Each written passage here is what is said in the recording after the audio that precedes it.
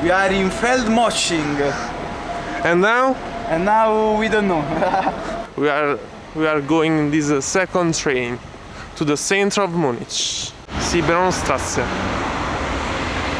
Now we walking to RTV studios.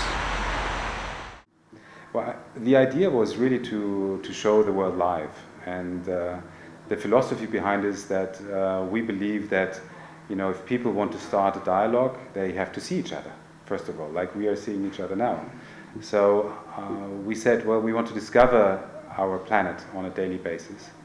So we decided to make a very huge investment, and we developed new camera technologies, new transmission technologies, to be able to place very high quality broadcast cameras, which we are developing around the world. And we're making a daily program live from all over the world. Well, we have now covered the most important capitals of the world, from Hong Kong to New York, Sydney, these big capitals. Now we feel it's time to go into also more ecological places, like glaciers, volcanoes, rainforests, so parts of the world that are endangered, really.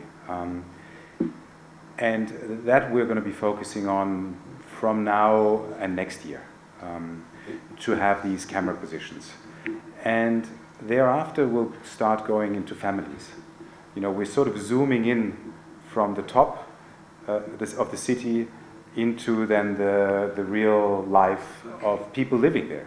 Well, yes, for instance, we want to go parallel in a village of Eskimos, which are affected by global warming, for instance. What is the effect of global warming? And to watch them on a daily basis.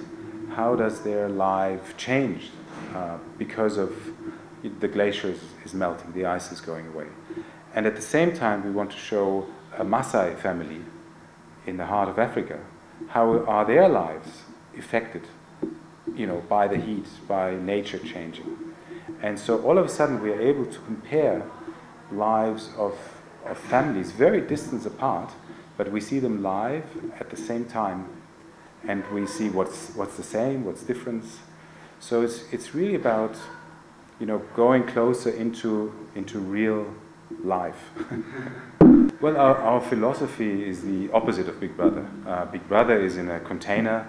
It's an artificial environment with artificially selected people. What we are doing is we're saying, well, real people are much more fascinating than artificially selected people. So we are saying, well, leave the container, leave the television studio, and share the lives of real people.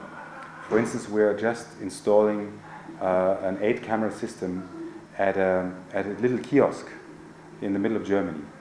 And we're going to be watching, you know, how people are eating there, what are they discussing, what are their concerns on a daily basis. You know, they're little stories. And again, it may seem like Big Brother, but it's really the opposite. It's more like the Truman Show, but in real life. Yeah. In the World Live program, our objective is simply to show a peaceful planet. We're not interested in showing disasters, no filter. We just want to show, you know, give confidence to people that we are living in a peaceful planet. For instance, our first camera was in New York, and we saw how the World Trade Center was attacked. But we never sold the footage, we never exploited it, because our mission was, we're not there to show bomb attacks.